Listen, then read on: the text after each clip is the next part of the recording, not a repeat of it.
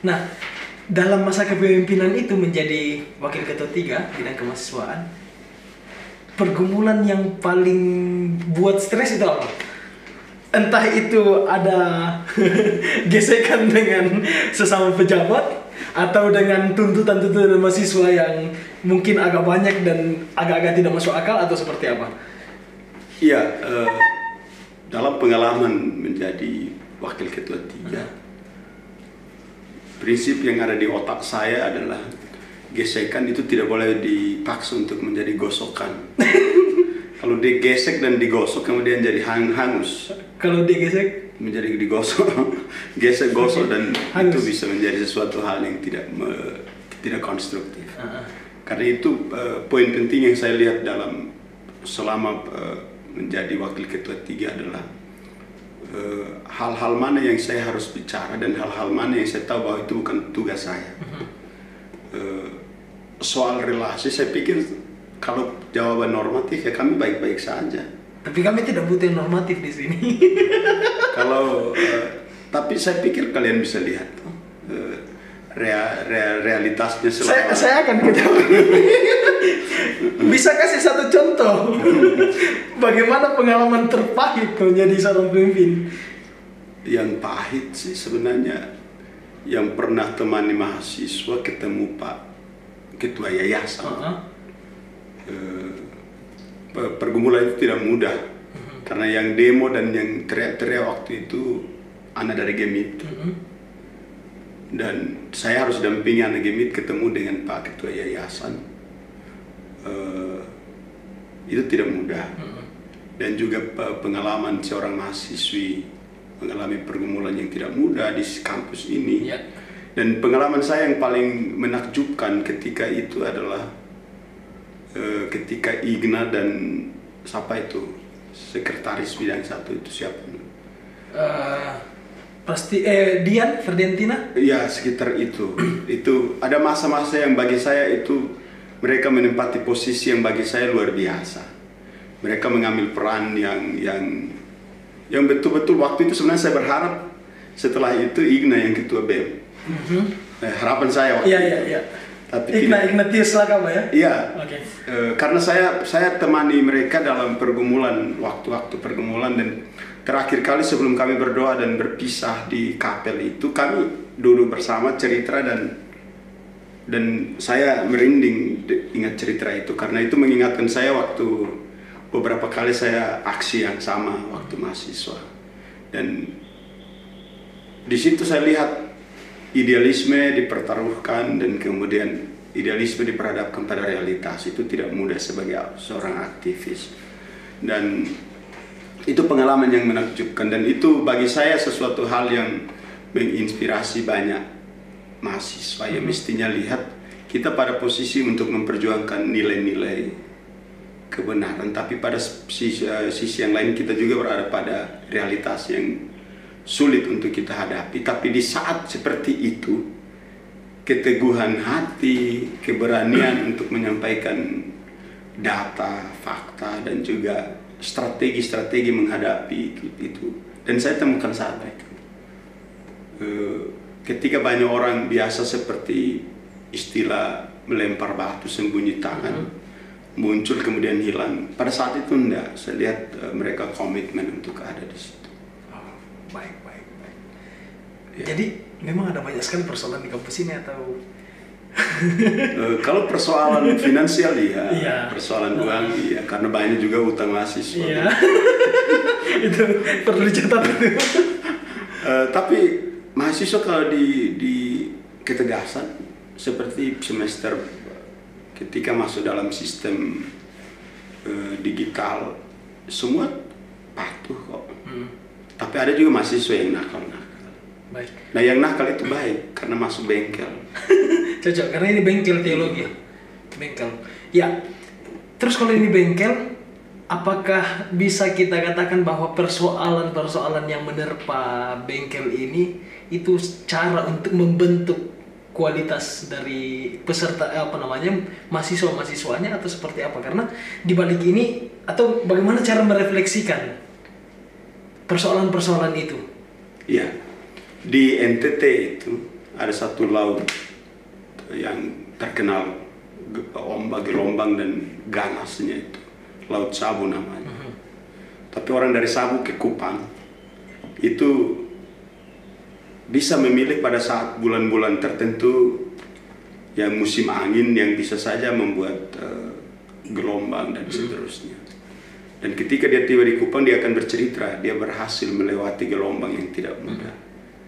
Nah, sebuah kapal diciptakan untuk mengarungi laut yang luar biasa. Untuk kemudian dia tiba di pelabuhan, dia bercerita tentang gelombang itu. Dan hanya orang yang tangguh yang akan mampu melewati gelombang. STT saya pikir Tuhan siapkan lembaga ini untuk membentuk orang-orang yang akan bergumul juga di jemaat yang mirip-mirip. Karena kalau tidak mempersiapkan diri dengan kualifikasi ketangguhan iman dan prinsip, bisa lari.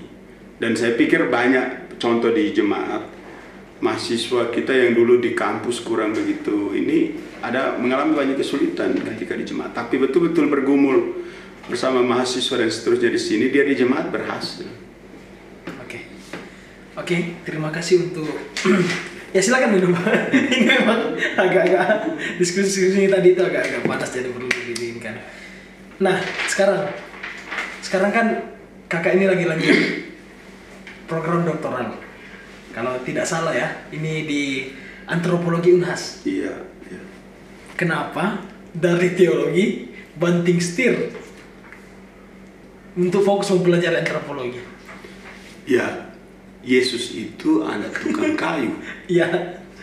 Dari anak tukang kayu dia menjadi pengkhotbah. Iya. Dan ketika dia jadi pengkhotbah, pengajar keliling sana sini menyampaikan banyak berita, informasi kerajaan sorga, dia berjumpa dengan lintas ilmu, lintas manusia, lintas budaya.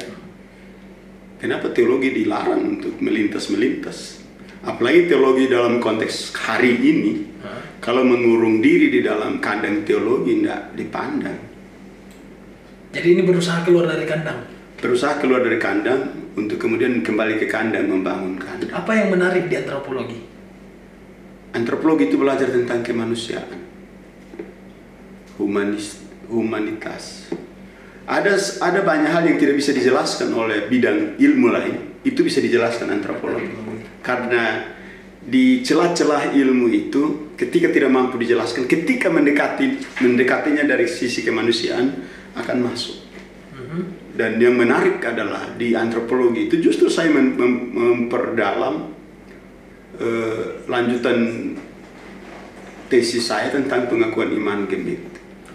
Dan saya sementara bergumul untuk menulis derap eklesia digital dalam narasi kosmologi orang Timor. Jadi ada banyak konsensus Gemit yang dirumuskan dari perspektif orang Timor, tapi itu kemudian menjadi konsensus bersama dan itu diterima secara baik. Nah, itu yang mau dicoba dibangun untuk menjadi apa, pengakuan iman ya? Iya. Pengakuan iman Gemit.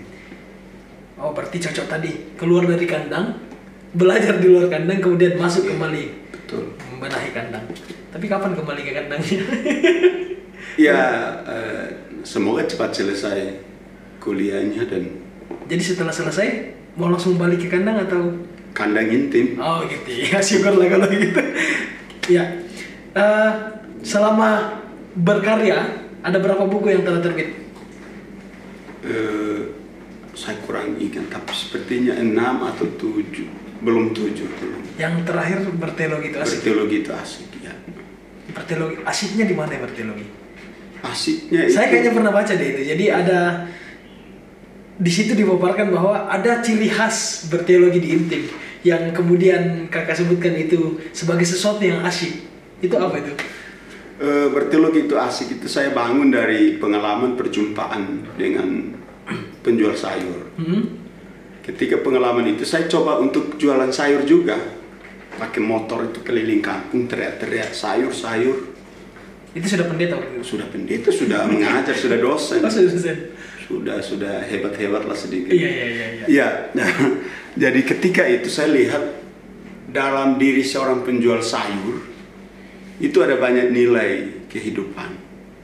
Kalau sayurnya itu bisa dibeli orang, uangnya dipakai untuk bayar listrik, bayar uang sekolahnya anak, dan juga bawa kolekte ke gereja, persembahan.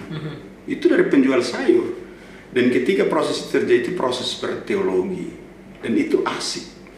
Kalau kita lihat dari suasana kebatinan orang yang menikmati kehidupan, itu asik itu. Karena ya berteologi itu harus membuat hidup ini asik dan tidak membebani.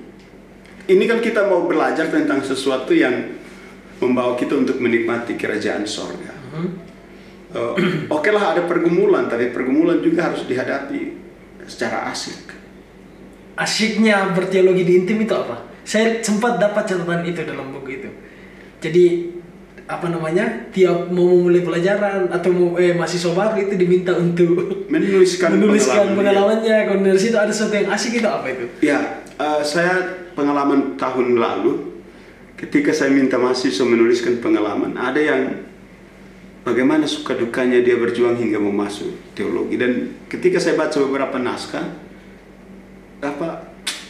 sedih juga. Ada yang dia masuk teologi cuma mamanya yang urus kan dananya, ada yang masuk teologi karena dilecehkan di kampung, ada yang masuk teologi karena latar belakangnya hancur-hancuran, dan mereka cerita di situ. Nah, ketika mereka ceritakan itu, saya minta mahasiswa juga untuk membaca pengalaman tokoh-tokoh gereja. Dan saya paling suka itu minta mahasiswa membaca kisah Agustinus, karena Agustinus itu mengalami kisah yang tidak mudah juga. Agustinus dari Hippo? Yes. Ya. Agustinus punya pergumulan yang tidak mudah, tapi kemudian dia menjadi seorang tokoh gereja lintas generasi yang tetap up to date hingga saat ini. Jadi itu salah satu inspirasi Bapak ya? Salah satu inspirasi. Dan kemudian kalau soal praktika, yang menginspirasi saya itu Ibu Teresa. Baik. Ada satu buku yang itu bercerita tentang kehidupan jemaat. Kalau saya tidak salah, pemuda di Pematang Sawah ya, atau itu konteks Gemit itu? Beta Pemuda Gemit. Ada juga yang di Pematang Sawah, apa judulnya? Yesus berjalan di atas pematang. Itu refleksi dari pelayanan jemaat atau seperti apa? Yesus berjalan di atas pematang itu refleksi dari Keang. Dari Keang, Sulawesi Barat. Itu refleksinya begini. Saya pergi ke kebun, kunjungi jemaat di kebun coklat. Dan ketika mau tiba di kebun coklat itu, saya lewati ada sawah. Dan saya lihat ada beberapa orang berjalan di atas pematang itu. Saya membayangkan Yesus. Saat itu saya membayangkan Yesus, seandainya Yesus yang jalan itu. Waduh, itu luar biasa. Imajinasinya seperti apa? Imajinasinya, karena pas lewat tempat itu, di sebelahnya itu ada orang ibadah tapi yang keras-keras khotbahnya. Dia bicara soal Lukas berapa itu yang masuklah lebih dalam lagi penjala manusia. Yesus minta Petrus untuk masuklah ke lebih dalam lagi. Saya dengar khotbah itu, dan ketika berjumpa dengan orang yang berjalan di atas pematang, saya membayangkan Yesus anak tukang kayu, tidak punya latar belakang ke laut, minta Petrus untuk masuk jauh ke dalam lagi untuk dapat ikan. Logikanya dari mana itu? Dan saya membayangkan seandainya Yesus minta orang jalan di atas pematang, itu jauh lebih kena, karena tukang kayu dengan sawah itu kan sama-sama di darat. Nah, dia urus Petrus masuk jauh ke dalam lagi. Saya kemudian berefleksi, ternyata bukan hanya itu. Potensi yang Yesus lihat dalam diri Petrus itu, dia tidak harus bermain di pinggir, dia harus main ke dalam, harus maju masuk ke dalam. Dan itu pesannya sangat baik, bahwa ketika orang-orang di desa, di kampung, mereka jalan di pematang, mereka harus mampu melewati pematang itu untuk tiba pada suatu titik bahwa di situ banyak potensi. Di Keang itu potensi yang sebenarnya sangat baik untuk dikembangkan itu jagung, kemudian rempah-rempah. Tapi kemudian mereka memilih untuk mencari rotan di hutan. Itu capeknya luar biasa. Saya sempat temani untuk ikut cari rotan di hutan, dan itu capek luar biasa. Tapi ketika kalau tanam jagung yang umurnya sekian, itu banyak hasil. Baik. Jadi ini sebenarnya banyak refleksi yang bisa didapatkan di jemaat di kampus ini, kemudian bisa menjadi catatan tersendiri dan mungkin bisa dari dicetak dan menjadi buku, menjadi pengetahuan, menjadi refleksi juga bagi orang lain. Saya kira ini sebuah dialog yang sangat menarik, obrolan yang sangat menarik. Masih banyak hal yang mau kita kupas, tapi karena ya keterbatasan waktu, keterbatasan kesempatan, jadi mungkin kita akan buat lagi nanti pertemuan-pertemuan selanjutnya. Semoga Bapak tidak bosan-bosan untuk kami undang di obrolan Gema ini. Iya, saya sangat menikmati diskusi-diskusi ringan. Beberapa waktu lalu saya dikunjungi seorang teman yang minta untuk diskusi serius di rumah. Saya bilang jangan, di rumah kita diskusi tentang istri, tentang anak-anak. Di kampus kita bicara agak serius, di ruang kerja kita bicara yang agak santai. Ya. Kalau mampu mengelola itu dengan baik, kita akan enjoy. Akan asyik. Akan asik. Iya. Baik, semoga pertemuan selanjutnya juga kita bisa asyik-asyik lagi bersama dengan narasumber kita, Kakak Pendeta Hendrikus Nayuf, kandidat. Belum, sudah bisa saya sebutkan? Boleh, ya? yang penting jangan di... Bapak Pendeta Dr. Kandidat Hendrikus Nayuf, Min MTH. Terima kasih sudah bergabung dengan kami. Selamat beraktivitas kembali. Tuhan Yesus